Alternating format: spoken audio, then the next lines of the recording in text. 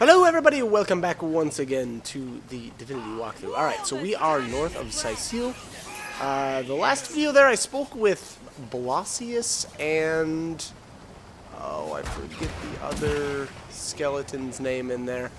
But Blasius has a quest involving someone from... I think she might be in Silver Glen. I don't actually remember where she's at. She's either in Silver Glen or Hunter's Edge. No, she wouldn't be in Hunter's Edge. That wouldn't make sense. There's like nobody there. But yeah, well maybe I guess well, I shouldn't say there's nobody there. There are people there. But anyways, yeah, I think she's in Silver Glen. So we'll see. But we'll obviously be taking care of that a bit later. I don't know how or when we'll actually get to that, but we'll get there eventually. Anyway, so here we've got, I think these guys are considered, I could do with a want to say the Burning Legion. I don't know why I'm thinking of that. I don't know. But they are all weak, or if you cast the rain spell on them, they will have the weak status effect on them, and which I don't actually remember what that does, but that can be helpful if you're having problems with these guys.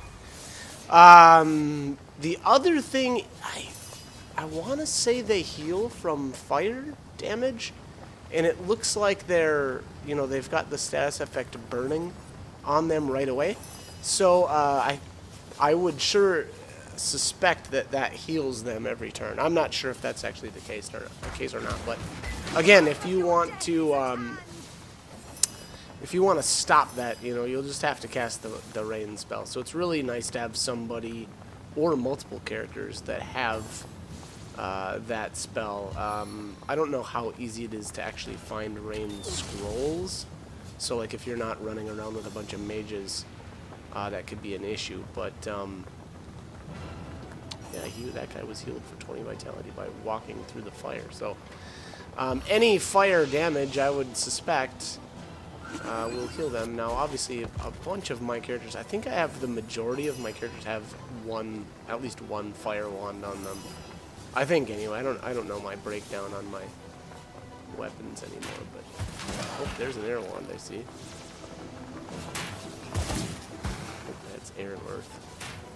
So I'll do just fine. And the other thing is, if I really needed to or felt or wanted to, I could cast or use my decapitators as well. But I haven't been using them very much or very often. Now the other thing about this area is the ground is burning in almost everywhere. So again, having someone with the rain spell is really nice. If you're using Jahan, you're set. You'll be just fine. Otherwise, I don't know it might be worth, even if you're not using him. Like if you don't have any mages, I mean, I'm sure you'll be able to get by. The other thing that you can do is you can throw water barrels around. Much more of a pain in the butt, but. That's another option though, if you need it. There's also water grenades or like water bombs. That could help. I don't know how well the water arrows would work, but I know there's like water arrows. I don't know that they're going to do what you need them to. As far as the stopping the ground from burning. Did someone leave an otherwise, if you've got some way to get your characters up in the air, that might work too. Again, I haven't done much with the Winged Feet ability. That's the Scoundrel spell, which I've really been meaning to do, and that could be potentially another option. The only problem with that is I'm going to assume it only lasts for so long, and so that might be another one of those things where it might not be worthwhile, because I don't know if it's going to be something that you can count on. So, but yeah, anyway, so like I said, I would just, stick to someone that's got the rain spell. I feel like it's a lot easier, a lot more convenient. It's got a pretty short cooldown too, so even if you need to cast it, you know, twice in battle, you'll probably be able to. Alright, what do we got left here? We're almost done here. And then, so there you, if you can see. Ah, no! I was trying to see if I could get that guy killed, but fire wand crit one time, and it filled him like back up to full. But yeah, so anyways, if you see this guy's the status effects on him, he's got the the little raindrop, which is the wet status effect, and then he had the weakened on him as well. And then I guess at the end there he did have the knockdown effect. Yeah, they are the Burning Legion. Alright, so they're self-proclaimed Burning Legion. Now, I don't know if these were supposed to be the actual Legion, like the Sicil Guards, or not, but, oops. Good thing I don't really care about these decapitators dying. Just walk through all this, whatever this burning land is. The kind of odd thing about this area, though, too, is that, oops, I walked him into lava. So this must be, again, I don't know, there's like some lava coming out of the ground, too. But there's certain areas where I don't really understand why they stay, but they stay on fire. Like, generally in the game, if you have like ground effects and there's like some fire there, it has to be like, you know, like a poison trap that keeps reactivating, and then, you know, flame added to it, you know, in order to keep the ground burning, I guess. So, but that doesn't seem to be the case here, so I don't really know why the ground always just kind of stays on fire, which, whatever, I guess it's just the way it's programmed, but, oh, there's a water barrel. But yeah, so anyways, be careful in this area. Obviously, if you have been paying attention, I did walk into some lava, and there's no way to get rid of lava unless it's actually a lava trap, and you can, you know, turn the trap off. But a lot of the lava in the game isn't due to a trap, and there's just no way to get rid of it. That was like a fun way to end that up. Alright, so we got a buffalo amulet to drop. Now, the buffalo amulet combined with, there's one other item that goes with, and that makes I think it's like the buffalo saber or something like that. It's a really, really good crafted one-handed sword. It's one of, I would say, 2 really, really good one-handed swords in the game.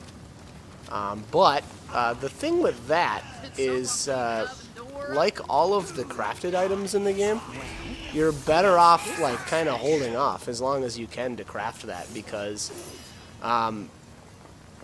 you know, all of the crafting levels, like the strength and stuff of the actual item that you create, is based off of your crafter's level.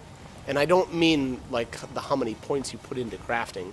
It's and actually in this case I don't know if it's actually the crafting or if it's blacksmithing that makes that sword, but probably blacksmithing probably makes more sense, but I don't know. I could be wrong on that. But anyway, so like I said, the actual crafted item is based off of your character's level. So the higher level you are, the more or the better that weapon is going to be. So again, in the case of like the buffalo saber, and I think the other one is like the sword of planets, it's just better to wait until, hold off as long as you possibly can. It's unfortunate though that you can't like, you know, you can't break it down and then reform it, you know, as you level. Like that would have been awesome, but that doesn't seem to be the case. So that's a little unfortunate. But what's going on here? Sometimes I feel like teleport gets a little wonky, like you try to grab something and then it doesn't. Yeah, there we go. I don't know, that's so weird. I wanted to teleport him into the electrified ground there. Abandon your flesh. No, I like mine, thanks. I think I won't. And I don't remember if you can teleport these guys into the lava or not. I thought I tried later on here, but I don't know if it, like, worked. Which is kind of lame. I'm overheating here. If you can, a lot of times, lava will just one-shot enemies if you can get them into it. But again, I don't know if I actually got it to work in or around this area. I can come to think of it, I don't think I did. Which is, I guess, I don't know, it's okay. It probably makes a bit of sense since these guys seem to be absorbing any kind of, like, fire attacks, but I would have also thought that there would have been some limit. I mean, lava is lava, though. But hey, I don't know. It's what it is. It is what it is. Okay. Let's get Ambrosia Hill. She got kind of messed up. We will continue on here. So I'm just gonna periodically cast the rain spell, even if I don't really like. I don't know that I really need to go on this way, but I'm overheating here. yeah, this is gonna lead to. Or that area back there leads kind of to the graveyard, which All the way to my boot actually I think we soles. go there next. So after I finish up this area, I'll head into the graveyard. The graveyard's super annoying, but and it was actually extremely time-consuming. I was surprised. I think it took me a full half hour, actually maybe even a little more to get through there. It actually did take me more.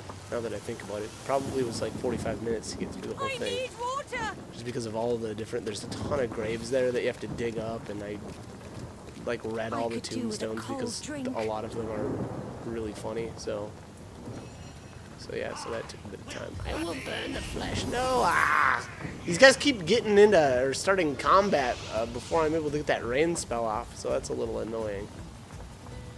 And that would be a huge advantage, especially if you're on level.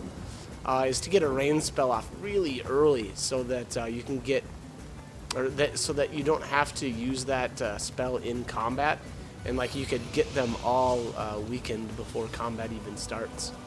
So I guess if I was, to give any suggestions, that would be it. Let's get that going right away. I'm trying to make this guy hit the other one when I teleport him. But it wasn't working out. Here's where I try to teleport the guy into lava, and it doesn't seem like he's effective. They're probably just immune to it, which again probably makes sense because it would be super cheesy if you could teleport him into lava and like one-shot him. But whatever.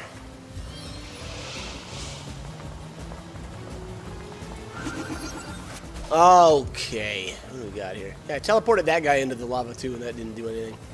So yeah, I'm just going to go on a limb here and assume that you can't really do that, or that they're just immune. Your death is at hand.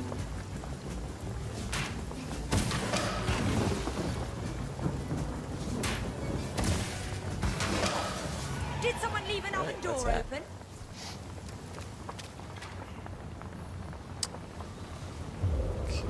Soaking spray. Get some more rain going here. Get some more of this area kind of cleaned up and I'm walkable. overheating here.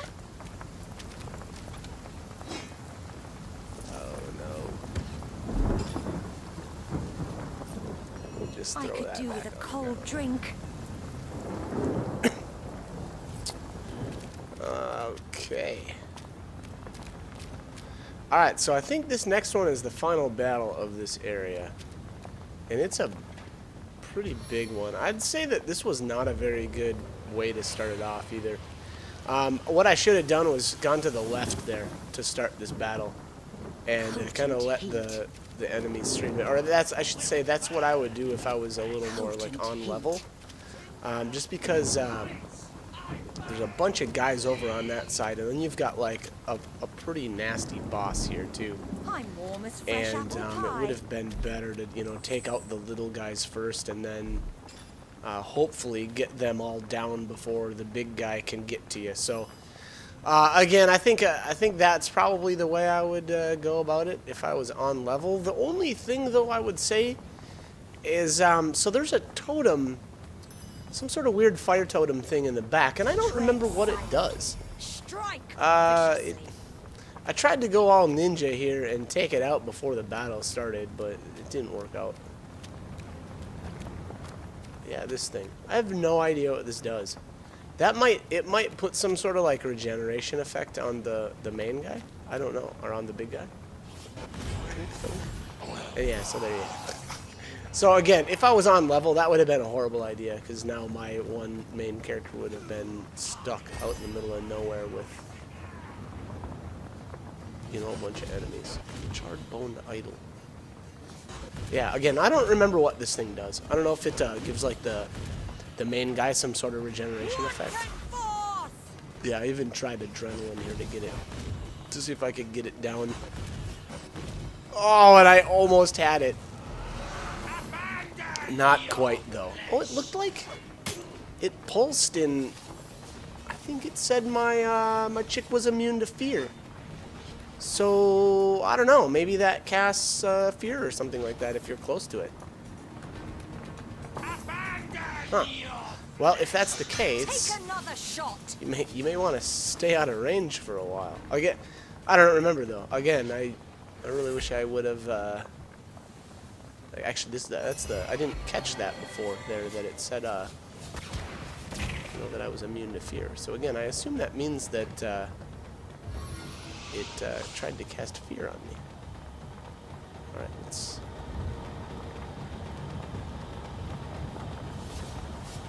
I don't know what I'm trying to do here. That guy must have a really big hitbox or something. I wasn't able to teleport anything close to it. And then now the Spitfire totem, I think that does exactly what it sounds. I think it just kind of like spits out fire on you, but I'm not sure. It didn't live long enough for that to happen. It looks like a bunch of these guys have attacks of opportunity, so I'm just going to not move around. And then here I get Medora buffed up big time, so I used Oath with a different character and then cast Rage by herself. Obviously, you know, it's Rage is self-buff, so she'd have to. But here I'm just gonna wreck everything.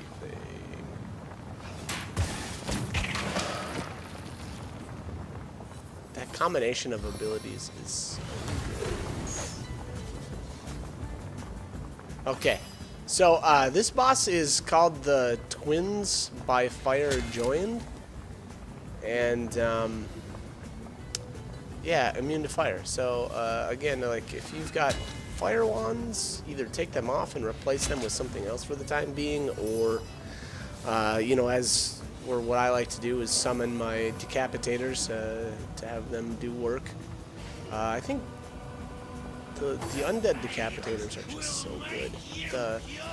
So they've got the attack of opportunity, they can knock down your enemy, and they've got a taunt as well. So the taunt, I don't know, generally I don't find that useful. It's definitely got times though where it could be. And they do exactly what I want them to do. They're essentially tanky, decent damage dealing enemies with, allies with, you know, they've got a decent amount of health. They're strong against, I think it's like slashing, and I don't know what else.